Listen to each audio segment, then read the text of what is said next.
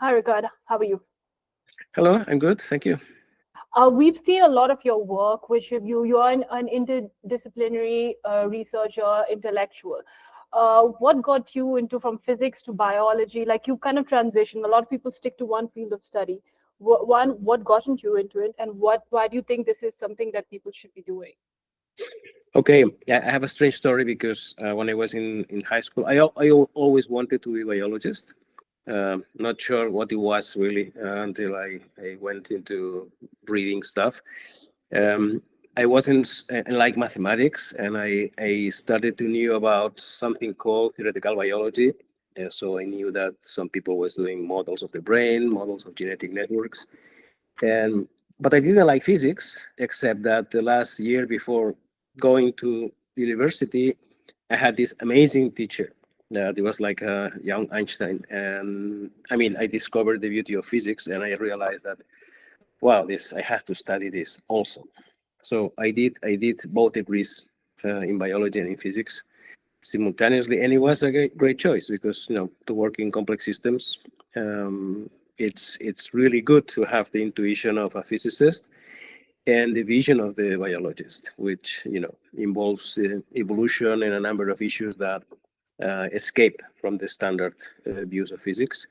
And so since then, I've been working on essentially trying to figure out how complexity emerges in biological systems, living systems, with some work in parallel in technological evolution also, but essentially using the way in which physicists approach complexity by making simple models and kind of universal assumptions to try to figure out how complexity in cognition, in origins of life, and other areas emerge. Isn't it a bit risky though? So we usually come up with simple models to come up with a solution of understanding complex systems.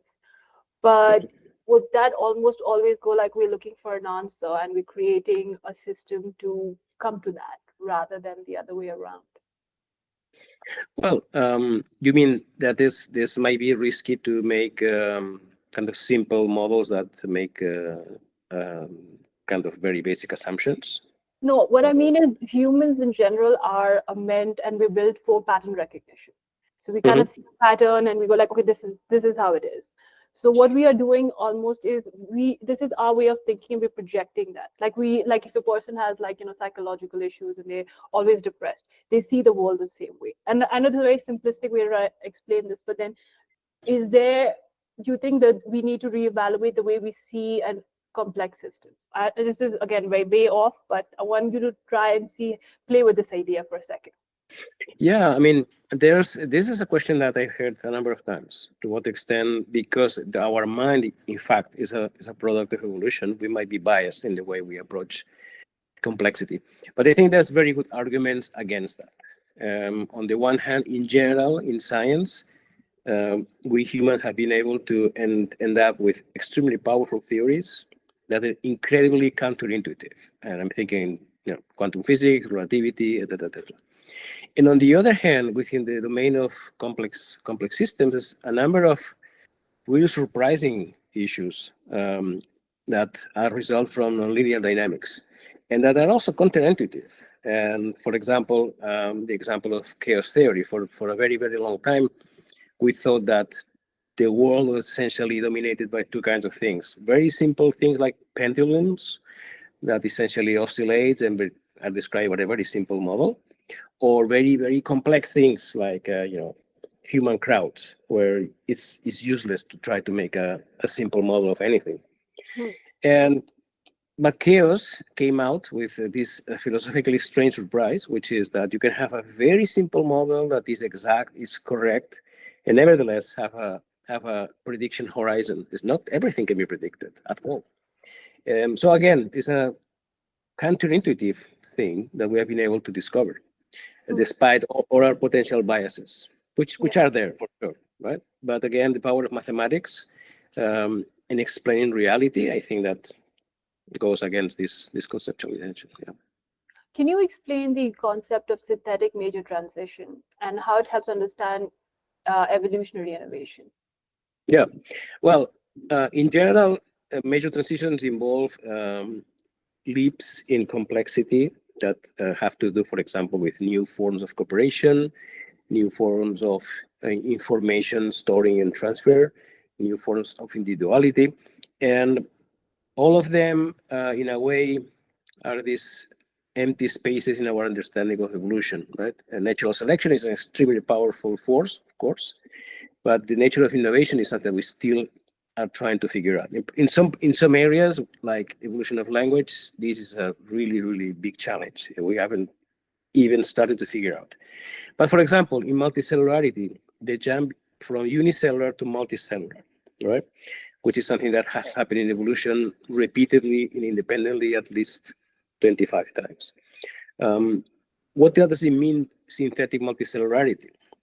It means that I can now go into the lab and take individual cells that in the biological world, they are individuals. They do not form any kind of multicellular aggregate, but I can force the system. I can put some selection pressure so that they stick together, and they stick together in a way that defines a new individuality, right? So the potential for trying to build these transitions in the lab is a new avenue within biology and can be achieved in different ways. William Radcliffe has done that in experiments where he makes kind of a directed evolution process. And you can also use synthetic biology, kind of modify bacteria that do not attach to each other by adding addition molecules, genes that are not there, and see if they can actually self-organize in novel ways. So that's the direction and the idea. And how's this research coming about? Like, is there any innovation? What have we learned from it? Like, what have you understand from of this on biological complexity? Well, it's going, I will say, well, because we are learning a lot of things, and also learning that biology doesn't allow to do anything. So sometimes you try to engineer a cell, and the cell kills itself. So there are kind of limits to the things we can do. Not all the engineering is possible, but some problems are still difficult. For example, origins of life. Can we build life from scratch? That's something that several people is trying, and for many years, we'll see in the future what happens. Synthetic multicellularity, I think, is the most promising example that it works. But there's a lot of other things in the middle that haven't been solved. However, for example, for human language, which is, as I was saying before, maybe the most difficult one, right? There are experiments in artificial life which are kind of classical, where people has used robots that can see around. They are programmed to invent words, to refer to actions or objects, and then they are programmed to kind of interact with each other and agree. We are going to use this word for this action or this object. And this is an experiment that was done by Luke Stills many years ago. And the beauty of this is that, to make the long story short, is that in the end, the robots have developed a lexicon. So they have a lexicon to refer to the external world. But the interesting thing is that if you analyze in some detail the structure of these words, you see that they interact. And there's a proto-grammar. The grammar was not predicted, was not kind of part of the algorithm or the programming. It's something that emerged. It emerged because it was required to kind of make sense of the how things interact in the external environment. So it tells you that using artificial means, which we can put under the umbrella of synthetic, it's possible to approach even the most difficult transitions. Would there be an understanding of how culturally language also evolves? Because there is the different use of grammar, let's say in the Arabic language versus English. Like, nouns are placed differently, adjectives are placed differently. How has that come into evolution, and is that been studied? Because that could be environmental, cultural, and then that we can understand the origins of language and its evolution. Yeah, you're raising a very, very important question, which is still under exploration. There's this clear impact of culture in human language, which is pretty well represented by this idea that somebody told me about, which is, once you know, it's kind of evident, but is that we have these huge brains, which we know they are ready for language. They are capable of doing a lot of abstract stuff. But if you isolate the brain, you isolate the brain of a human. Of course, this is not an experiment we want to do from rest. So you cannot learn the language, but you have these experiments of natural experiments of kids that eventually get lost in the forest and go with a pack of wolves. And despite that the brain is amazingly powerful, potentially, isolated from the culture is pretty much useless. It doesn't do anything interesting, really. Which is a telltale story that the brain has been very much favored. The human brain has been very much favored by the expansion of the humans on the planet, thanks to evolution and thanks to the capacity for modifying ecosystems, or as it's said sometimes, the extended mind, that you can actually change your environment beyond your body, right? But that's something that, in terms of how to address with models, is not trivial. One of the projects we have now, in fact, still not published, but we are already having the results, concerns, for example, how agriculture emerges, right?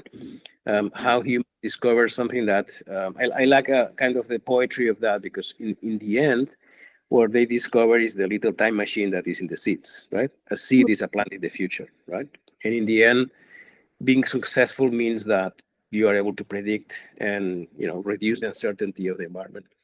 So one of the things that we have been exploring is precisely using artificial intelligence agents that interact in a simulated world, whether they can actually figure out how to expand the reach of the plants that they need. And that requires, at least in part, to discover what is a seed, right? Yeah. Can you discuss the potential application of your research on symbiosis and addressing real-world ecological challenges? You did mention the seed and agriculture, but beyond that, because we have major issues like global warming, like temperature changes, which is affecting us and could also, affect the fact that we might not survive, nature, plants, vegetation. So is there real-world application that can be addressed immediately, or there's a possibility of it in the near future? Well, we'll see. I could say two things. One is that if you think in symbiosis as in general the idea of cooperation, it is unfortunate that humans that were successful very much because we cooperated, right? We are failing so much now, right? Of not being able to cooperate, knowing what are the consequences.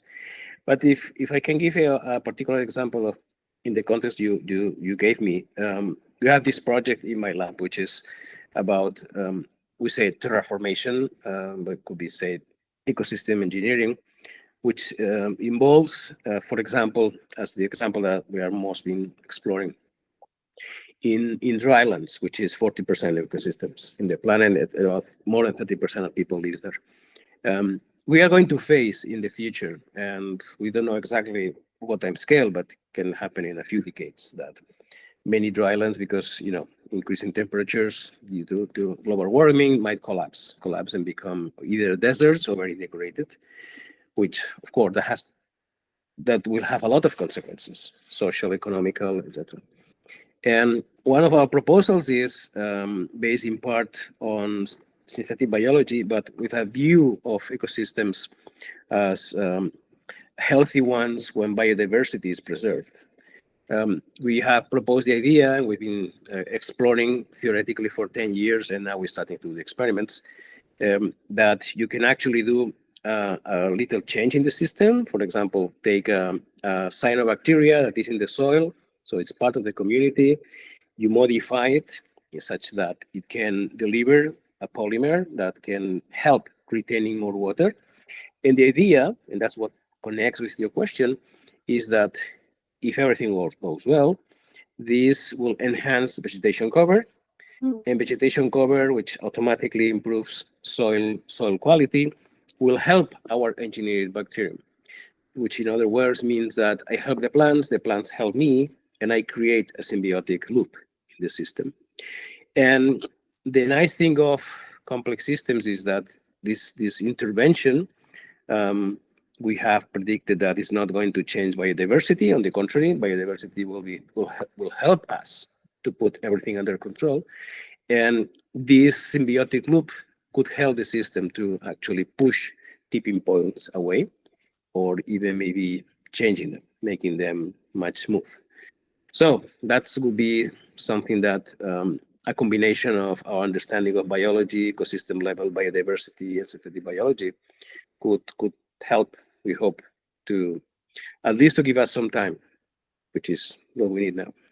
Have you researched the Amazonian biology and the ecosystem there? Because from my understanding, and this I could be completely wrong, is that there have been research and studies done where they've seen the soil quality within the Amazonian jungle being really great. And it was something that was created by the civilization back then.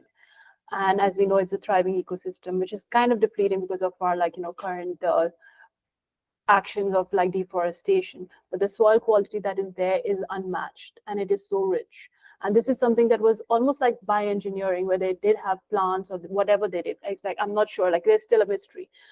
Instead of genetically engineering or modifying ecosystems, would the future look more in terms of merging that with what we are working in scientifically?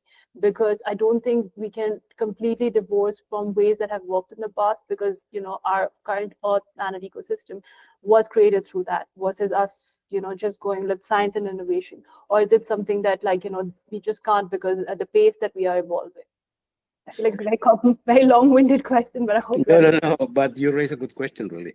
I mean, the more we know, the more it's clear that preserving soils and helping them to be healthy, which means essentially to have a microbiome that keeps working as a complex community, is the key for almost everything.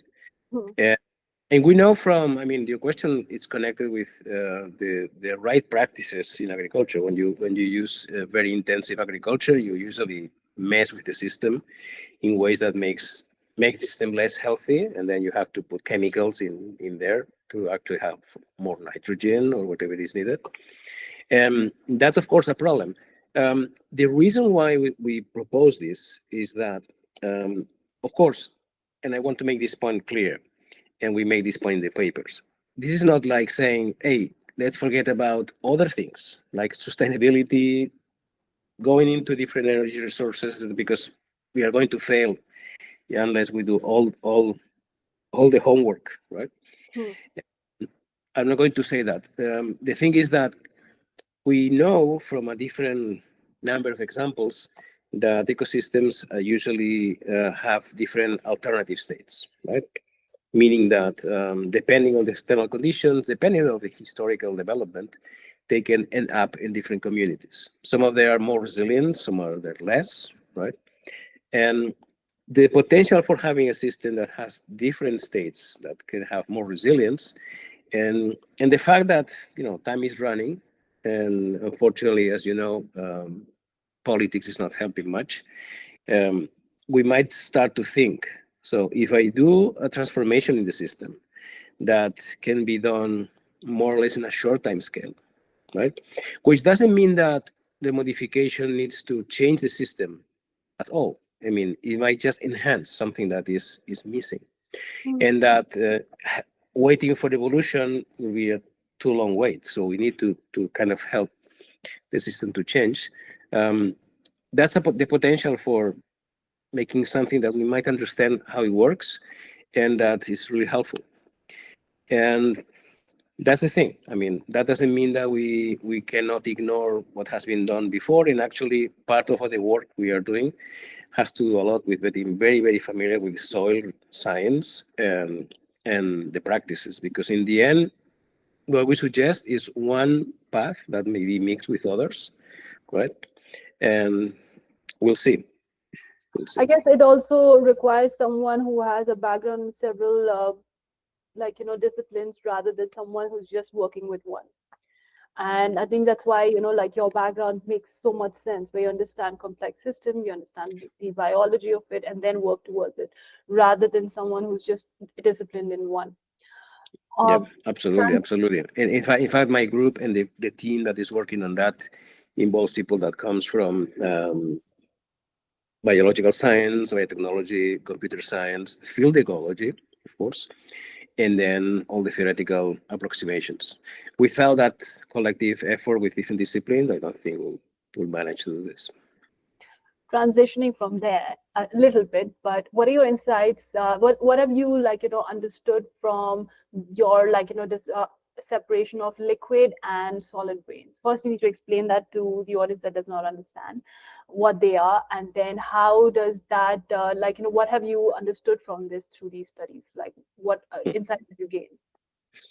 Okay, this is ongoing research. It started at the Santa Fe Institute. I think that was 6 years ago. A very exciting meeting. And the idea that I brought with a couple of colleagues was the following. When you look at nature, you see essentially, I don't want to make a big claim because this is research, right? But you see these brains that are what we have as a kind of a standard metaphor, which are our brains, the brains of vertebrates and most animals, where once development has finished, once you go from one cell to the embryo and the adult, the cells in the brain have fixed positions, and that will remain like that forever, right? Some of them will die. And all the fun, all the interesting stuff happens in the connections, right? Cells are connected to each other, and through learning, these connections change over time, so you can have memories and some unexpected things like consciousness. And so this is what I call a solid brain, because the position of the main units, it remains the same. But in nature, we see things that have capacity for learning, memory, associative learning, like the immune system, which can learn, and colonies, where you have individuals that move around. And in the colony level, you have also this memory capacity. But here, you don't have fixed agents in space. They move around. They move around in a way that we think that in some cases we can prove that it really fits the physics definition of a liquid, right? It doesn't matter really. The idea is that because you move around, you cannot stabilize connections between individuals. So what's the impact of that? And that's what we want to understand. For example, can an ant colony be as complex cognitively as a solid brain? And for that, I think we have an answer. No, it's not possible. The simple fact that they move around, despite that this is a brain of brains in a way, right? Because the collective behavior is what builds the nests and make the colony to search as a single unit. And each element has a little brain, right? But in the end, what we prove is that if you think in terms of the potential complexities that can emerge, because of the liquid character, you cannot go far, for example, in storing complex memories, in having learning capacities beyond the simple capacities of kind of understanding what is needed in terms of resources for the colony. So in that respect, it's extremely limited, right? But there are more things, and there are hybrid entities, and there's the whole story of the new artificial cognitions that are starting to pop up. And so we want to understand to what extent, in particular, the physical state, whether it's liquid or not, can affect that, and maybe help us to study this cognition space and understand maybe, well, this is one class of systems that have cognition, a cognition level that is involved in simple memory tasks, basic learning, etc. And I suspect that as soon as you have these kind of solid architectures, then you can jump into much more complex things. You had mentioned in the past about the slime molds figuring out puzzles or like a shortest path within to find food. Can you expand a little bit more on that? Yeah, this is Physarum, which is one of my favorite organisms. It's totally crazy. Sometimes people talk about the octopus as kind of the most alien thing. But I think Physarum is the most alien thing because if you can see it in the forest if you're lucky. It's like a very much arborescent thing, yellow, that is kind of branching around. If you look close, it looks like a neural network because it has all these branches and so many scales. And it's a single cell, surprisingly. So it's very large, like it could be like my hand or more. And if, of course, it has a very slow dynamics. If you have a camera there, recording for a long time, you'll see that Physarum is moving around, searching for food, expanding with many tubes that are pulsatile. If you actually record the activity, it looks like an electroencephalogram. So it's a really fascinating thing. But essentially what they do is look for resources and make decisions, right? If a resource here in this branch is less interesting than another one, I move the form, morphology moves all around the optimum. So what is the best resource? And I exploit that while I keep searching, right? So it's quite an amazing thing. And in terms of computation, so what kind of computation it does, is absolutely orthogonal to ours because the computation is the shape. So you can see that the Physarum has discovered something because it has moved in shape, a bit like plants, into a given direction. And somebody found out that we can exploit that in an amazing way. For example, you make, they like to eat cornflakes, so it's easy to make them happy. So you imagine you make a map on a plane, right, in the lab, and you put cornflakes in the cities of a given country, right? United Kingdom, Spain, has been done several. So Physarum detects these sources of food and makes these tubes expand and connect them because it makes the tubes be more strong if there's more food around. So in the end, what you have is the final solution is that you have tubes connecting the cities, and it corresponds to the optimal road network. In fact, in some cases, it has been shown that the network that Physarum discovers is more optimum than the one that was designed by road engineers many years ago. So that it has been exploited by several people, and actually there's a Physarum computation field where you kind of use shape, right, to solve some classes of problems. Right. I want to make the point that this has also been done for a maze. You can put Physarum in a maze, and it finds out the shortest path between entrance and exit.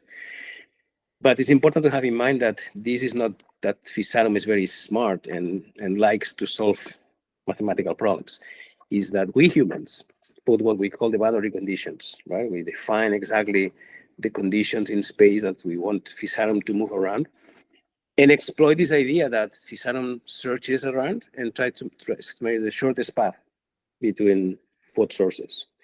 And that has a lot of potential for doing interesting stuff. Speaking of intelligence and biological intelligence, what are the limits of this? Like, where does it go? Like, okay, this is where we broke the Physarum, sorry, or and also then how does that connect to AI? Because I know this is a very hot topic. I feel like it's over discussed, but then in terms of understanding evolution, how does this help us build a better future? Well, you're formulating several questions in a single one, right? So if you ask me about the limits of intelligence, this is of course a difficult question, but I want to make the point that sometimes you have heard people saying that the human brain is the most complex matter in the universe, right? Which of course is a big claim because it's our experience is n equals 1, so we don't know more brains elsewhere. But that said, I want to raise the point that we humans have discovered the infinite, for example, right? We have made discoveries that are extremely amazing in many ways, right? I don't think we can discover more than the infinite. So in a way, the human brain has achieved probably a big boundary. What is artificial intelligence going to bring? It's difficult to say. I'm sure you have talked about that, other people involved in the area. we live in a very interesting but uncertain time because, of course, even myself, that I was very skeptic about how far can these systems go. I have to admit that, I mean, it was unexpected to find out that a system that essentially is predicting the next word, which is something that has been forever in computer science, discovers that the optimal way of doing that is reasoning, right? That came as a big thing. Yeah. And it's there. But I want to make the point that we should be open, and this is a time to learn and to maybe to rethink a lot of things, right? For example, these systems use natural language in a formidable way, so they are very much to manage. They didn't have a childhood, so they didn't acquire language. They didn't learn from others. We were discussing before the cultural part. So in a way, it's a kind of a compressed culture that has been brought into a system that we don't understand, to be honest, at all, right?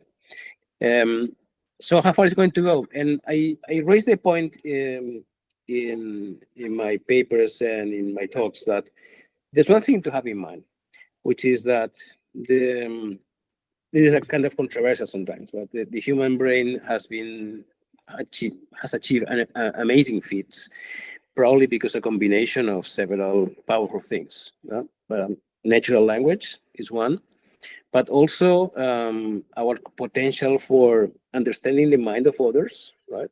Which when we were groups of humans cooperating in our early evolution, understanding, just looking at someone, that somebody isn't in need or is a threat or in any way I can help, that was probably very much enhanced by selection because it was amazingly powerful. So in a way, we became mind readers, right? Able to put yourself in the minds of others. But then it's something that is kind of one of my obsessions, which is time. It's been said, we are mental time travelers, that we not only look at our past and our memories and have a very complex way into looking at the past, but we invent futures. Not only one, we invent all kinds of futures. We project us into the future, which is an amazing thing if you think about it, right? And that happened sometime in the early times when people was painting things in the caves, right? That was a message also for someone who was not going to be there. So this is something, time, and this theory of mind, the potential for putting yourself in the mind of another, nothing of like that is now in the machines, nothing at all.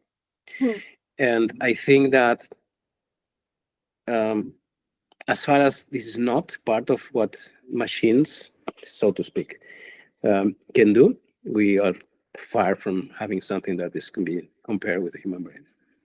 I think, and correct me if I'm wrong, is it because, like, how you said with the Fusarium, we set the boundaries, we set the structure, and then it finds a solution to the path or whatever.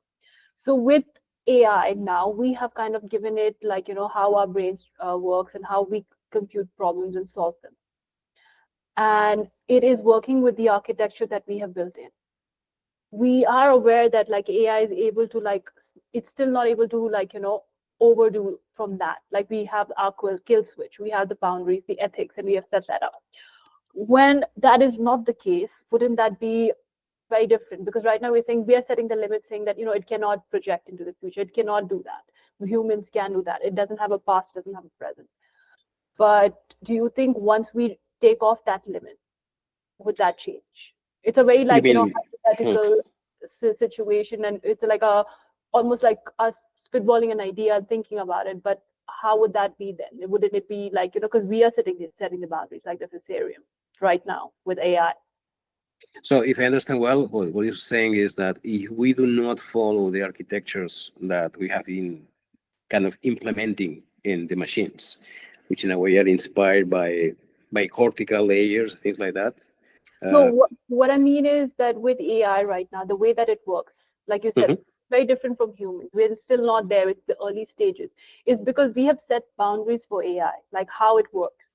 The computational models is built from the way that our brains work, our mental architecture is.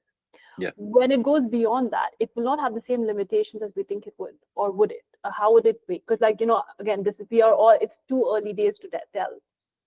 Yeah, I wish I had an answer. Because you raise a very, very important question, which again connects with the uncertainties we have. We don't know how is this going to evolve in the future. But you raised a point that I think is important, and I want to make clear this, that in fact it's one of the things that's clear is that the architectures that we use in ChatGPT and other machines come from the old ideas from 30 years ago, the multi-layer systems, convolutional networks, et cetera. Now we have the power for training them in amazing ways. And that came from kind of following things that neuroscientists found out in the human brain, like the cortical architectures. So are we actually imposed a constraint that might limit things, right? Who knows? It's difficult to know. My point is, and this connects with other problems we have been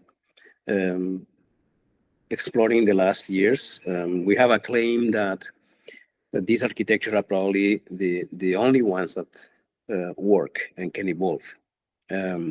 So maybe there's no choice by this, right?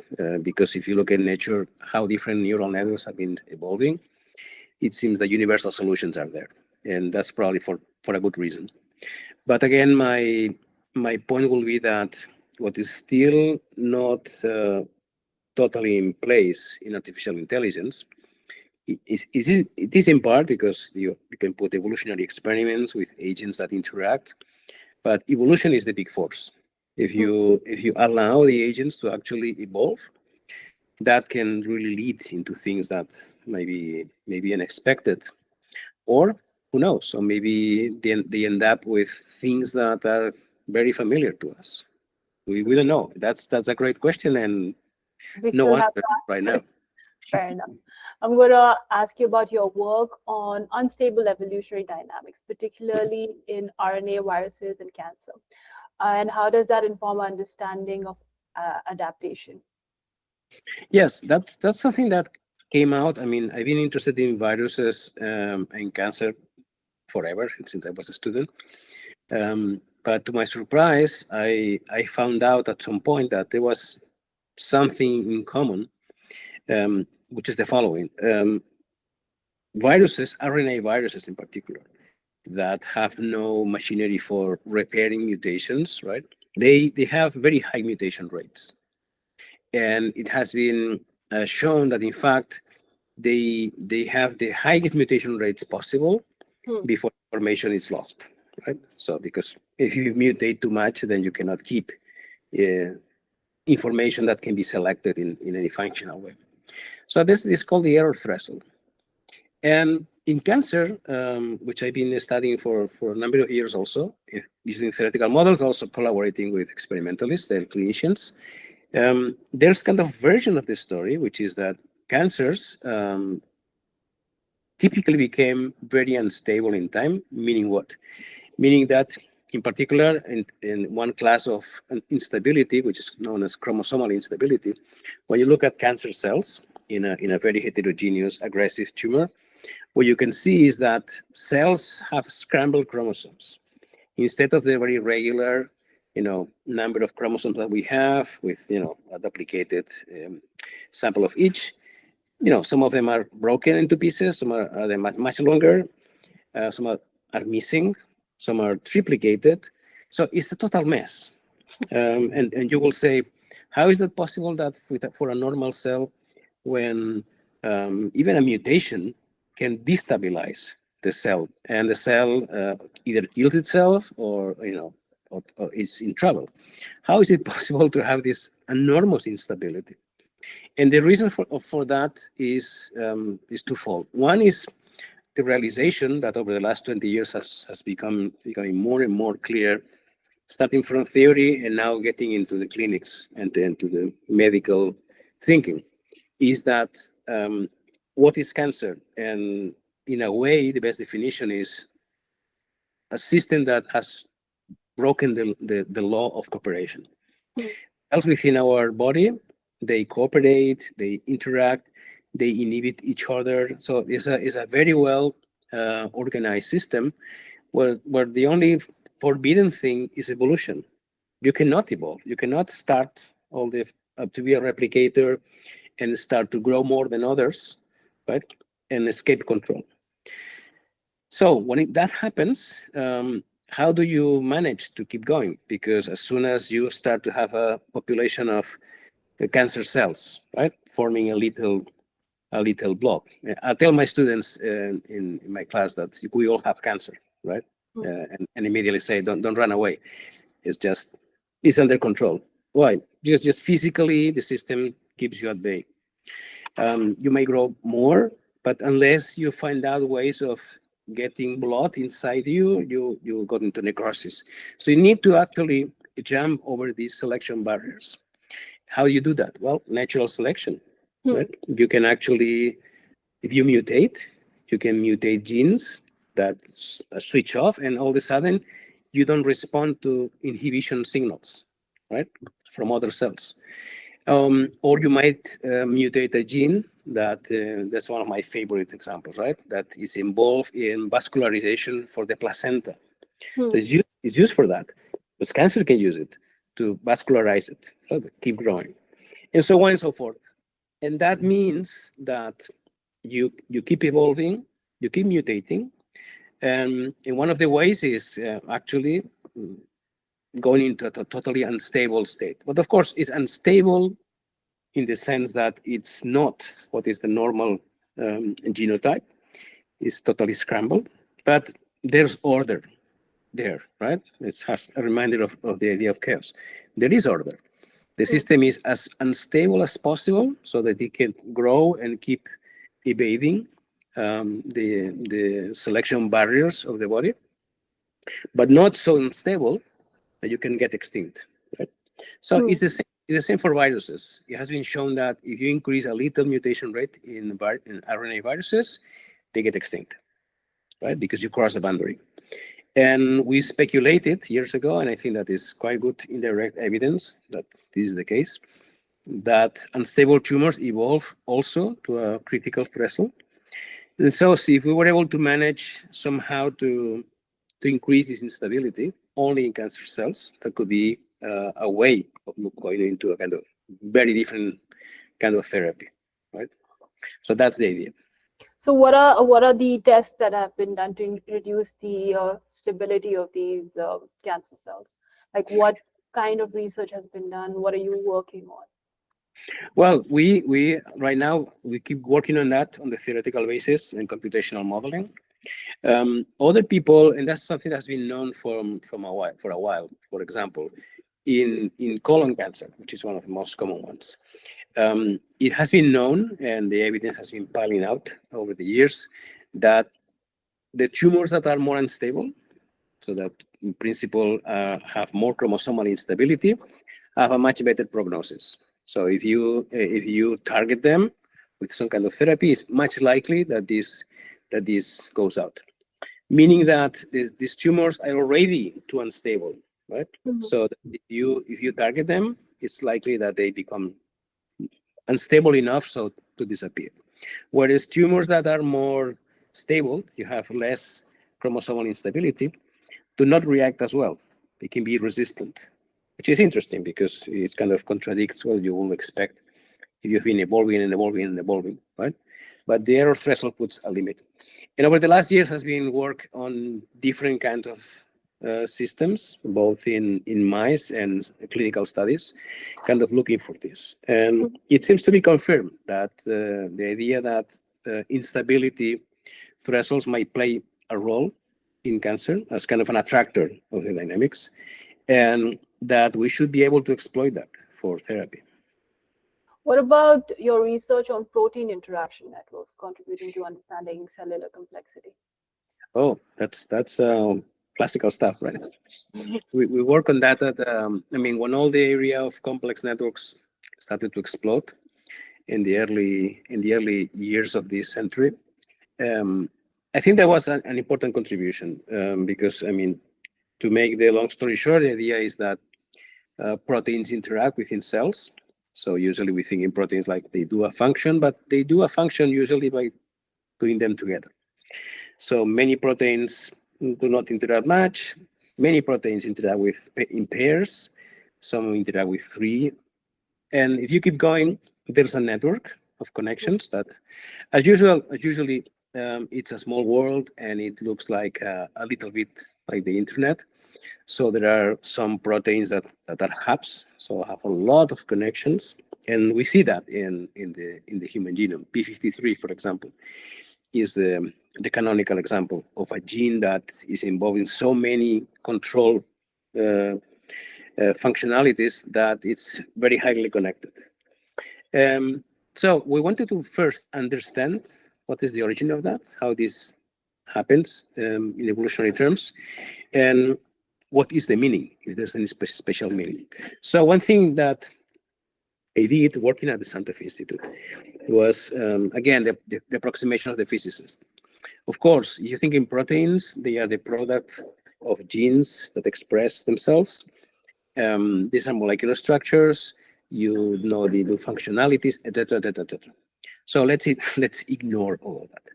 Let's take a very simple graph, which is with, for example, three nodes. And I say nodes because I can say these are proteins, but they are not going to do any kind of functionality, right? It's just mathematical objects. And I connect them. And now the rules are very simple. And we know this happens, right? The genome increases essentially by duplications, right? Genes duplicate accidentally. You have two copies. So we'll have two copies of the protein. And then over time, since this implies a lot of redundancy, because when you make an exact copy, you inherit the connections, you're exactly the same thing. But maybe if you tweak that a little, that you can do different functionalities. So maybe I make a mathematical model, which is this expands in time, and the redundant connections appear and disappear, right? And to my surprise, what happens is that this mathematical model was no functionality and uses something that is crucial in biology, which is tinkering, right? Biology, against the engineer metaphor, right, is constantly reusing. So just by doing that, with no functionalities, you end up in a network that pretty much shows all the topological or the structural properties of the real proteome. So suggesting that even things like modularity, right? So suggesting that it is not functionality and natural selection what necessarily has been driving the emergence of this complexity, right? This architectural complexity. It's just the rules that you require for growing and not being totally redundant might have been really driving this. And so, in other words, natural selection has a lot of good stuff to start working on because the network is small world, so it's very well connected. But inevitably you'll have hubs, right? Because it's part of the dynamics of these networks. So everything will come for free, is what Stuart Kaufman says, order for free. That is a lot of a structure that is given to you by just the rules that made the network happen, right? And that, of course, has consequences. The hubs are inevitable, but then it means that if you randomly remove a node from the system, it's not going to have much impact, which we know it happens. But if you remove one keynote, like a hub, then this has a lot of impact. And we prove also that in looking at the human proteome, that's exactly what you observe. There's been a lot of tinkering, and the hubs that result from that are in the real world are all related to proliferative diseases or cancer, essentially, right? So if you damage one of these nodes, you'll be in trouble. But the vast majority protect you because they don't have much impact. Can you discuss the potential application of your work on distributed biological computation using multicellular engineering networks? Yeah, I mean, it has become a very active thing since we discovered that you can actually, it's kind of a long story, but what we found out, which is one of the great results from my lab, is that in the real world, we know that in electronic engineering, you can actually, starting from single units, like logic gates, you combine, and you can build a full computer, right?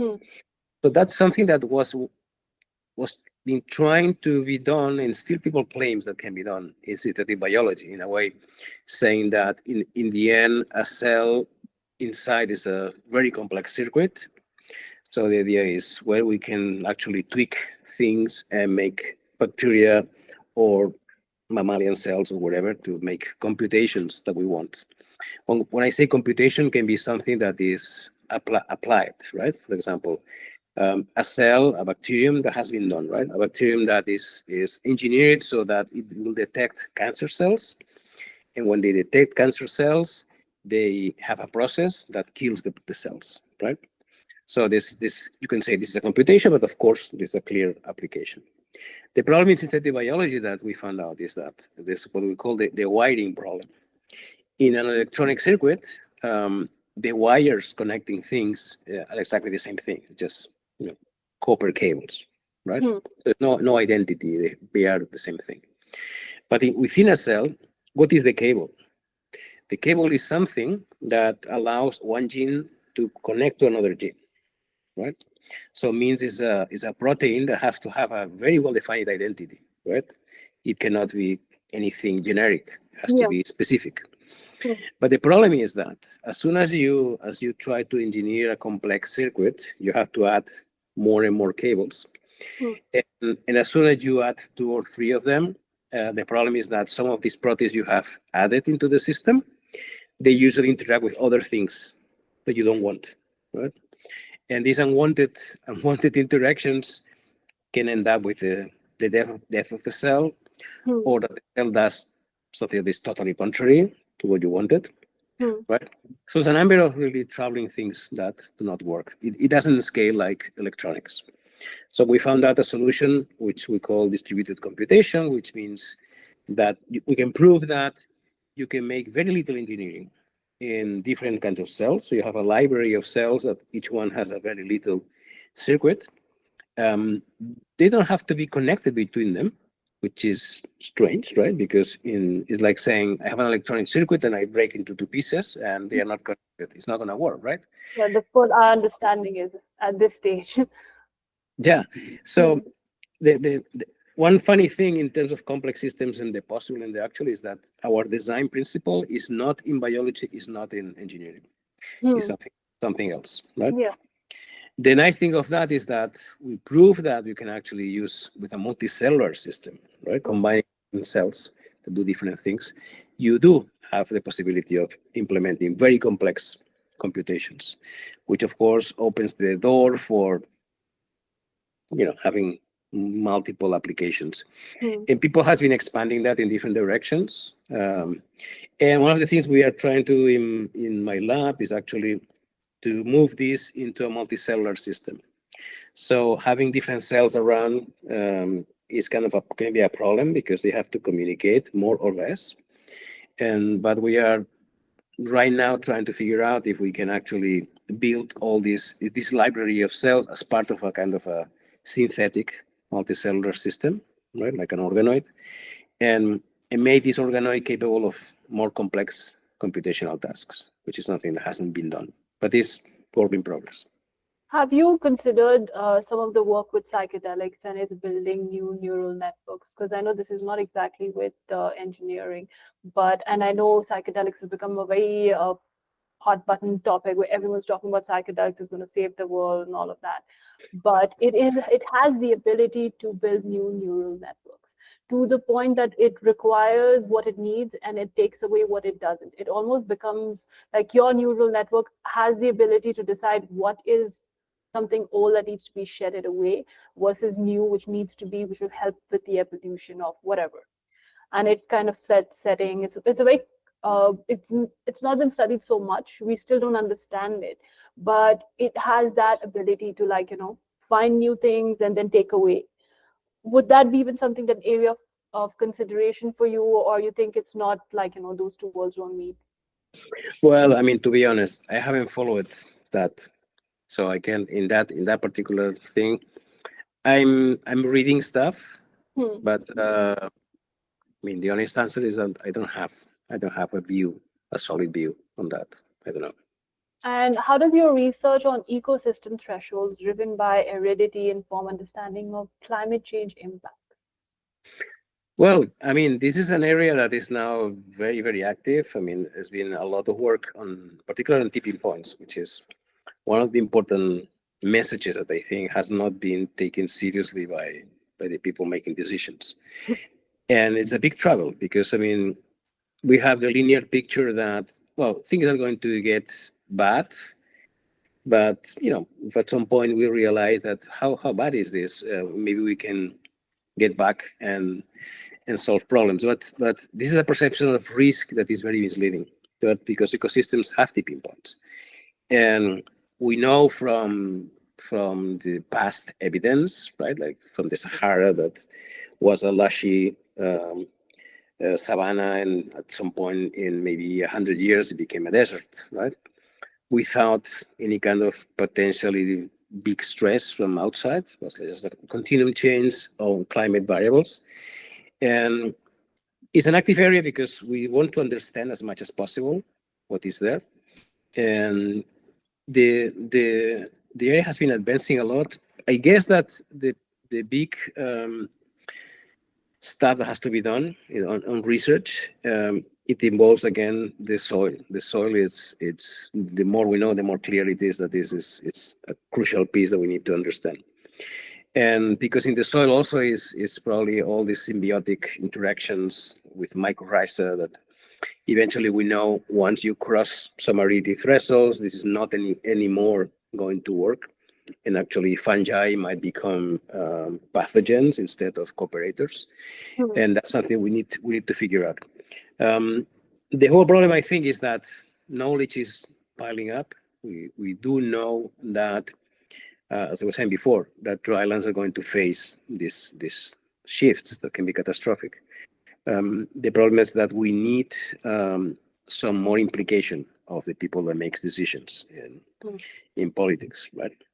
And one of the problems with drylands probably is that it's been kind of the young brother of ecology, right? That everybody thinks in ecology, oh yeah, the Amazonian rainforest and all these lushy. Hmm. Surprisingly, islands are incredibly rich, amazingly rich. And you look at the soil crust in drylands, it's a whole rainforest you want in an arid context, right? So it's not that diversity is less or less rich, it's extremely complex. And from what we know, it's crucial for exchanges of water and carbon dioxide and storing carbon, and it supports a huge amount of communities everywhere. Right? The problem is that, you know, I know that from discussing it with people, right? It cannot be transformed into crops, right? It can't. So it has to play the role it plays in these systems. It has to be preserved the way it is. And since this means that economically is not so relevant for investors, so to speak, it has been pretty much ignored when making decisions. But it's a crucial part of the planet that we have to save. I feel like it's like a ticking time bomb, and until it explodes, people don't realize the gravitas of what they're doing and the implications of their decisions. The people who are researching it, like you understand what can happen, but the decision makers are too busy making money or like, their economic agenda, unfortunately. Not to be Yeah, political, but yeah. It's unfortunate, especially unfortunate because it's not like what we are seeing now already hasn't been predicted. I remember being 30 years ago in a workshop on climate change that this guy came kind of making a list of things that we could predict about the impacts of climate change in the next century. And the list was pretty specific, right? Major floods in Central Europe, mega fires in California and in Australia, etc., etc., etc. And I was myself kind of saying, well, this sounds like too much, right? Every single thing has happened. The problem is that some of them have happened before than we expected, right? So it's, as you say, this is a time bomb, and I don't know if we will have the time to solve this, because our mind is kind of ready for other things, right? Hmm. Particular, we humans are very much prone to, if you hear all these, you could say, negative messages about the future, and somebody says that, well, I don't think this is the case, right? Because I don't know, and then it says one single data, cherry picked data from somewhere. It's easy for a human to say, well, maybe I don't have to worry that much, right? Hmm. And of course, the agenda of politicians has a time scale that's nothing to do with this, right? So that's a trap. I would tell those people to come to Delhi, one of the most polluted cities in the world, and then try to explain how this is not actually the case. But that's a different story. Moving on to the next question. Can you explain the concept of synthetic soil crusts and their potential role in combating these desertification? Yeah, in let's say natural drylands, you have this very interesting structure, which is the soil grass, which is kind of a layer that is more or less thick and kind of crusty. That's the name. Hmm. That involves a very rich community, very diverse, where you have bacteria, but also bryophytes and lichens, often very beautiful to see at the microscope. It's very nice architecture. It has a developmental process, so the soil grass builds on a long time scale, Hmm. right? And because of its diversity in architecture, they are pretty much responsible for a huge number of functionalities that you have in drylands, right? Regarding hydroecology, regarding storage of a number of very relevant elements. And these are very interesting communities that repeat again and again all over the planet. And again, for the future changes in drylands, they might be fragile as soon as aridity goes beyond some thresholds. And we know that in experiment that has been done in field, where you put kind of a plastic dome around a piece of soil that increases the temperature over 2 degrees average. So it gives us an insight about what's going to happen in the future. Hmm. You see that the soil crust has several kind of very predictable losses, right? The lichens damage, bryophytes damage. So we know quite well that this is a very important component of drylands, and that can suffer from these changes because of global warming. So one thing that we propose is that, or if you want, kind of a byproduct of our proposal of synthetic interventions, synthetic meaning, as I said before, that you modify one species in the soil community, is that if this intervention is successful enough, one of the things that we predict is that you might have patches in the soil, right? Because in the soil, you usually have patches that are vegetated, patches of soil that might not be vegetated, but can be vegetated, right? So it can be invaded by plants, for example. But then you have the patches that are totally arid and cannot host anything, right? So one prediction of our modeling is that we can actually show that if our intervention works as we hope, this modified bacteria can make a new class of patch that can be not occupied by vegetation, can be in principle kind of bare, but is healthy, right? That's what we call the synthetic soil crust. Could be Hmm. something that we kind of also have in the community that will preserve at least the physical chemical properties of the soil, so that it provides more opportunities, right? Instead of the bare soil that doesn't provide anything. Hmm. So that's one prediction. But the idea of synthetic soil crust, we have been elaborating more, which is that what about design principles that could be used maybe to build soil crust with a whole community, right?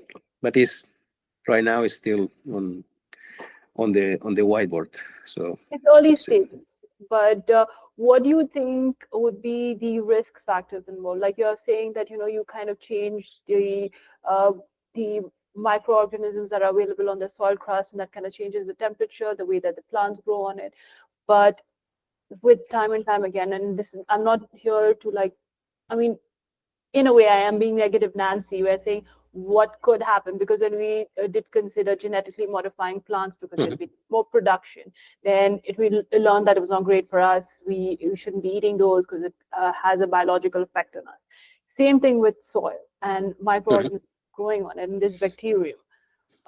Again, this is way far off, but what guardrails can we have in place now so that does not happen in the future? Where, again, I think you've mentioned in the past where the future ecology that we're going to be looking at is going to be very different. But how Mhm. different? How do we Yeah, know? yeah. One, I mean, this is still my answer has to do with our exploration using models, Hmm. computational mathematical models. Right now, we are starting to do the experiments finally Okay. because of a little bit of what you mentioned. It's been difficult to get funding, right? Hmm. Because of these potential unintended consequences, right? That Hmm. you could say, well, you engineer something. How do you know that it's not going to be harmful for the system?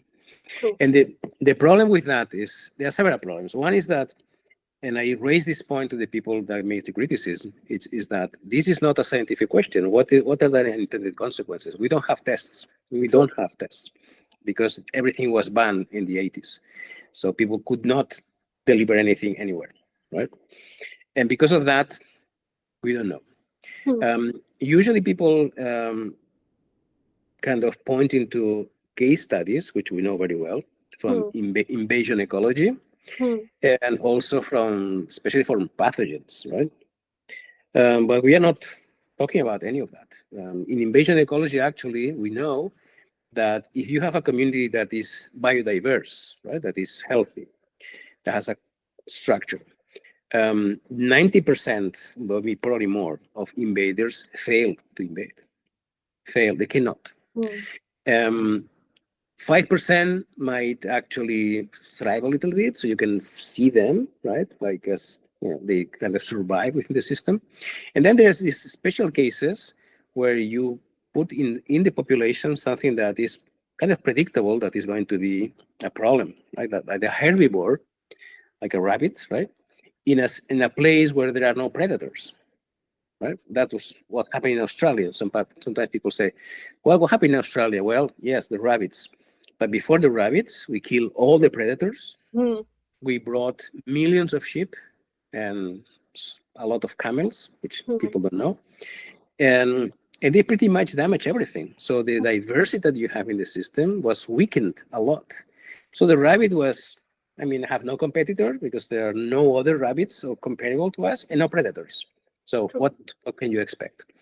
Same for pathogens. So in our work, we have been very, very much explicit that what we do is what we call emerging bioengineering, Hmm. meaning that we take something that is in the community.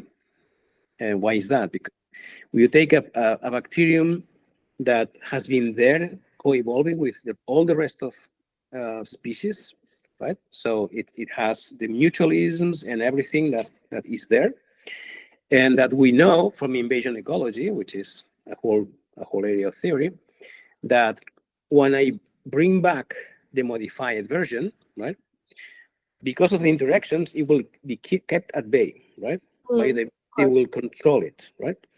And our model suggests that it has the functionality that is required, the symbiotic kind of loop, and nobody is gone, right? Biodiversity is maintained, and we want that.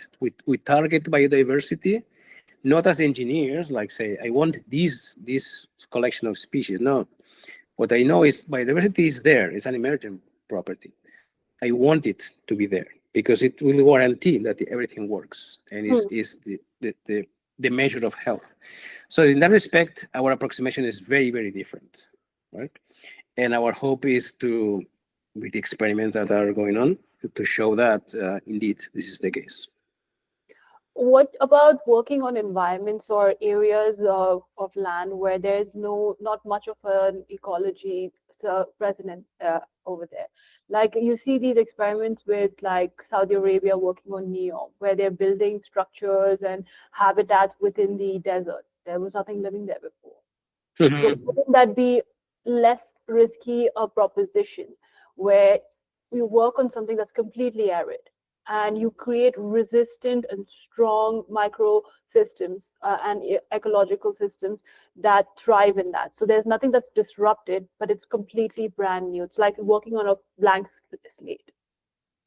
Okay, there's work going on that, and I think that one of the promising possibilities is to exploit infrastructures like these big solar farms, right? What you have your shadow that can be actually used as a protection for bacteria. I mean, a totally arid system, if you want to bring it back into something that has a healthy soil, is a very, very long story. It's not trivial. I mean, unless you invest from the beginning a huge amount of water, you bring the soil. I mean, which I guess is something that is on top of this project. You bring soil there because on top of a bare sand, you cannot make grow anything. And I think it's a promising thing because in a way, it's something that can enhance the potential for this is also an intervention, right? Because you have to intervene in the system. To enhance the potential for that is, well, have the environment favoring that. You don't have the solar radiation falling on you. So yeah, I totally agree. We are also playing a little bit with thinking in ways of exploiting, say, the physical environment in ways that we can combine with our synthetic biology approach. But as I said at the beginning, it's not like it's a single solution, right? One of the advantages of what we propose is that in contrast with geoengineering, where you have to build the machine, you have to build the things that have to do the engineering. Here we have the machines, so to speak, are the cells, and the cells replicate themselves and can propagate, right? So that's our hope that can work. I think that's like a more realistic solution than building structures and machines that can, help with the ecosystem, because that's short term. It's also working with the environment that we have now, and things will change and will go worse further from the way that it looks. Yeah. I mean, as I said, I agree with you, but I always leave a little door open because our future is very much compromised, and who knows, maybe some of the ideas from geoengineering might at some point be applied. My worry is that they are applied at some point with this kind of an emergency situation, right? Without having tested them. True. That's a big challenge. How do you envision the future of complex systems research, particularly with global challenges? I know politics is one thing, but how does it change, like in an ideal scenario? Yeah. Well, yeah, my hopes are pretty much in to be able to gain a lot of advantage of what we learn from the systems view of the world, because the world is made of systems, and the reductionist view is not operating. Unfortunately, this is not something that is taught in schools, right? I remember when I started working in complex systems more than 30 years ago, I thought, wow, this is so beautiful, so interesting. I'm sure that in 10 or 20 years will be taught in schools. It's not yet there. But I mean, we have big challenges that we have to solve. Some of them seem unsolvable. One of them is the problem of misinformation, which for me, this is something, is probably the most difficult problems that we need to solve as soon as possible. And I put as also as an example of, the surprises that complexity kind of brings an emergence, right? And this in the social world. I mean, I've studied for years how information is destroyed, right? Meaning that how do you destroy information? Well, people used to burn the libraries, to kill the people who had the information, Mm. and so on and so forth. Who would have imagined that the best way of destroying information is creating another kind of information, True misinformation. which is false, right? But Mm. in the social media, it propagates very well. Mm. And I put the example that of polarization. Polarization is becoming a real problem, Mm. because on the one hand, it's not only that I think something, you think something else. Well, okay, I don't believe you, right? The problem is that now is I think something and I hate you, right? Yeah. And how do you dismantle all this, right? And I think that is some solution has to come out. My hope and my speculation is complexity has to be part of the story, because this happens in a complex system that is locked into an attractor state, Mm. and maybe artificial intelligence, meaning that we need something that provides a way of counterbalance this conflict, that has to do with information, that has to be accessible to anyone, and in a way that creates something that we can use as a counterfactual. And for that, I mean, for example, and of course, I'm a bit naive saying that, but imagine that we could actually build an artificial intelligence systems inspired on what is there, right? Having access to all kinds of information, and that could act as a kind of counselor, right? Something like a system that when some conflict of ideas is around, it can provide an objective. And I know that this is the tricky thing, an Mm. objective advice, saying, well, this is the information that we have. And so for any decision and any conflict that we have, you have to take that into account. For that, we will need something that we all kind of agree that this has to be taken seriously, right? And something that, again, that could counterbalance the problem that we have right now, which is, since I question anything you say without really paying attention, having a system that we, in a way, all agree that can be a significant objective source of closest to the truth, that we could say, okay, so I have this a kind of system that in a way provides a rationale for the debate, right? Mm. I don't know. I know there's a lot of problems for that, right? But who knows? One I can mean, only hope. One can only hope. there was, sorry? I said one can only hope, because with the way that it is, it seems impossible. But what advice would you give to someone who's getting into a field of study like yours, where it seems like the inevitable end is near, but you want to change it, you have hope, you want to research, make a change, but everything is working against you, like, politics, government, people in general don't believe that it's such a serious issue, and your back's against the wall. Yeah. Well, I mean, it's difficult, and I always tell my colleagues, I mean, we are doing well. The research is done well. We try to do our best, and all the time being critical about the work and see where the progress has to be made. Hmm. But we do need to reach society, and do we need to reach the people making decisions. And on the one hand, I mean, I still have hope, as you were saying. Hmm. We need to have hope, because despite of everything, I mean, Europe, for example, has adopted a number of policies in terms of, trying to push the energy renewal stuff, and really considering seriously the climate. So there's hope that politicians take that seriously. But on the one hand, you see the recent events that everything that was in kind of in progress in the States, it's gone. Hmm. So we'll see. What hope do we have? I want to leave our listeners with something positive at the end, as to, like, what you could do, like, as an individual, as a researcher, as someone who's young and wants to get into something like this. What advice would you give them? I'm sorry, I missed the first part. Can you repeat? I said I want to leave the guests with something positive. And if there's someone who is, wide-eyed looking for to research in something similar as your work, what advice would you give them?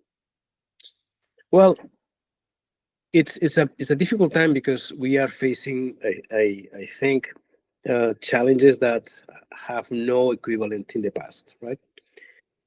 Climate change implies, we are not so conscious sometimes, but it implies energy scales and spatial scales that have orders of magnitude more complexity than any previous thing that we can address technologically. Mm. So we need to be creative. One of the lessons I think from humanity, if you want, is that sometimes when we have been really decided to take a challenge seriously, we have been quite successful.